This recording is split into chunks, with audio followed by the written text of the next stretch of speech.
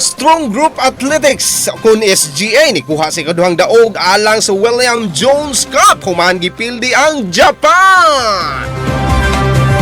Nagpadayon sa ilang kampanya ang Strong Group Athletics kun SGA alang sa 44th William Jones Cup sa Taipei, Taiwan. Kinihuman na gipildi sa SGA ang U25 team sa Japan aron makuha ang ilang ikaduhang daog 79-67. Ang kadaugan sa team gipungluhan ni kanhi NBA defensive specialist Andre Robertson na kinsa nitala og 15 puntos, 14 rebounds, usa ka assist ug usa ka block. Niamot sa og 14 puntos si DJ Filler. Sa laing bahin si Hio Uzawa may score og 21 puntos alang sa napildi nga Japan. Ikatakdang makigsangka ang SGA sa Qatar Team B karong adlaw Hulyo 15 sa alas 5 sa hapon.